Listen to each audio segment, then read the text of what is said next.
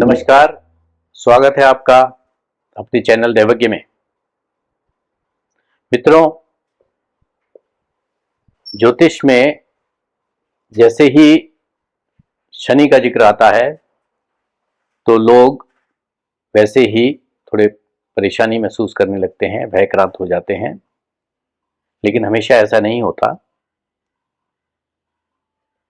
शनि महाराज को नवग्रह मंडल में न्यायाधीश की अर्थात दंडाधिकारी की भूमिका भगवान शिव के द्वारा प्रदान की गई है।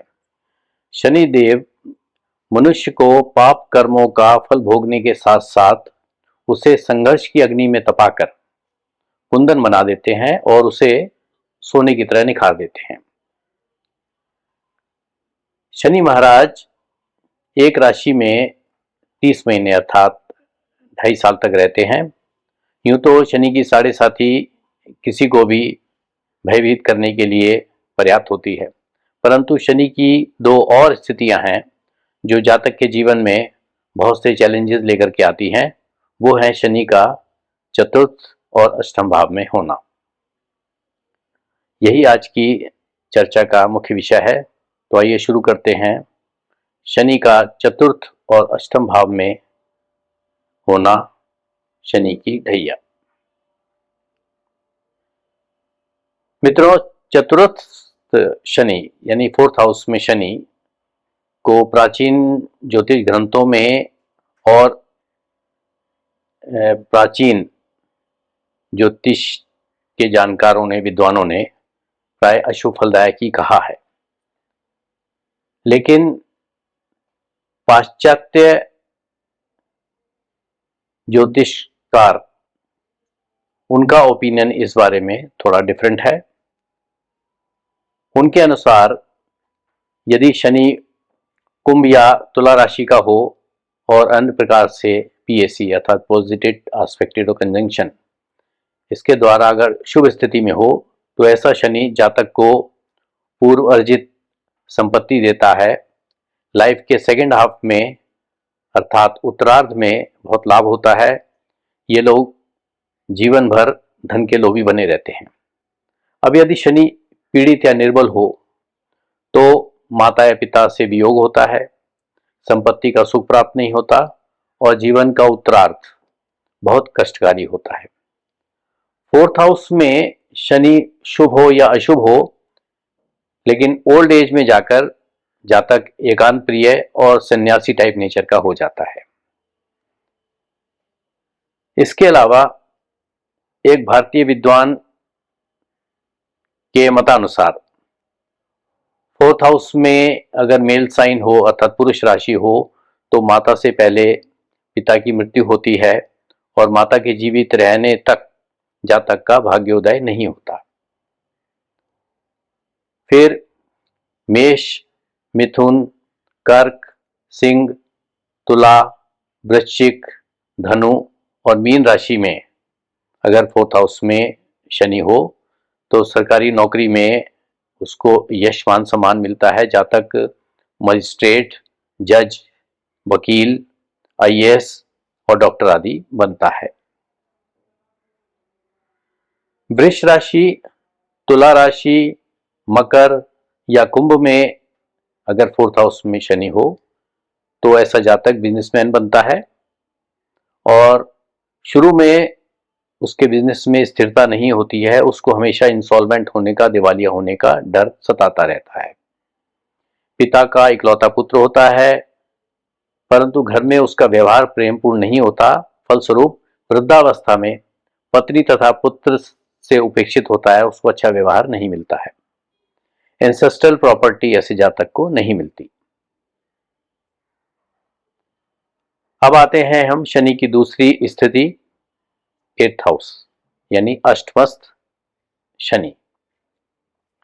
तो यहां भी प्राचीन ज्योतिष ग्रंथों में और प्राचीन विद्वान ज्योतिषियों ने एक मत होकर के शनि को यहां पर अशुभ ही कहा है।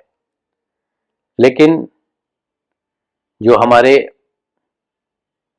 वेस्टर्न ज्योतिषी हैं उनका ओपिनियन इससे भिन्न है।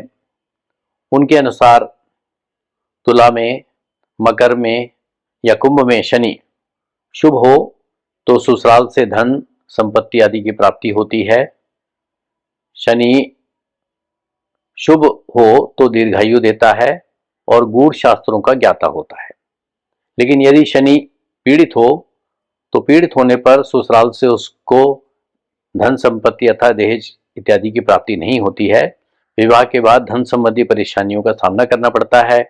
दीर्घकाल तक रोग से कष्ट सहने के बाद में मृत्यु को प्राप्त होता है और हमेशा उसको निराशा ही मिलती है। अब एक अन्य भारतीय विद्वान ज्योतिषी के मतानुसार 8th हाउस में उनका मत इससे भिन्न है।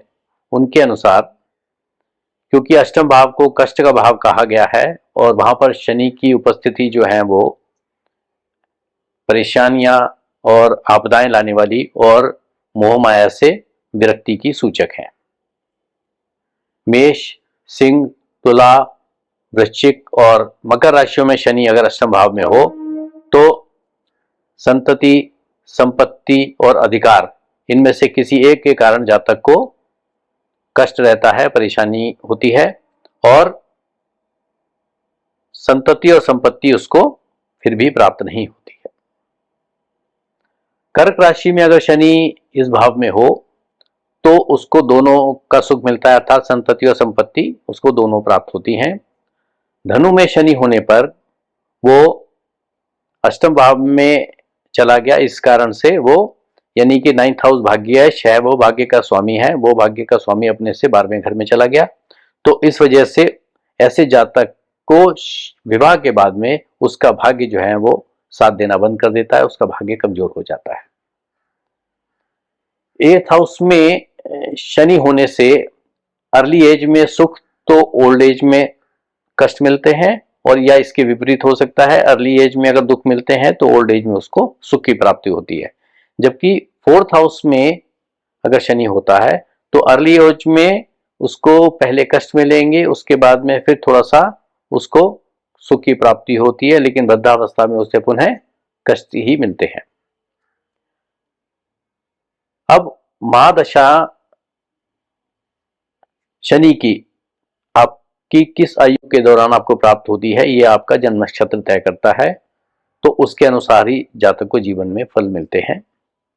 यदि जातक का जन्म नक्षत्र यानी जिस समय जातक का जन्म हुआ उस समय चंद्रमा का जो नक्षत्र है वो अगर पुष्य है, अनुराधा है या उत्तरभाद्रपद है तो उस जातक को शनि की दशा उसके 19 वर्ष की आयु तक प्राप्त होती है। तो ऐसे समय में जातक के लिए यदि अगर शनि अशुभ है तो बचपन में माता पिता का वियोग उसको सहना पड़ता है, रोग उसको परेशान करते हैं, शिक्षा में रुकावट होती है और बार बार फेल होने आदि का उसको भय बना रहता है। इस तरह के अनिष्ट उसके जीवन में होते रहते हैं।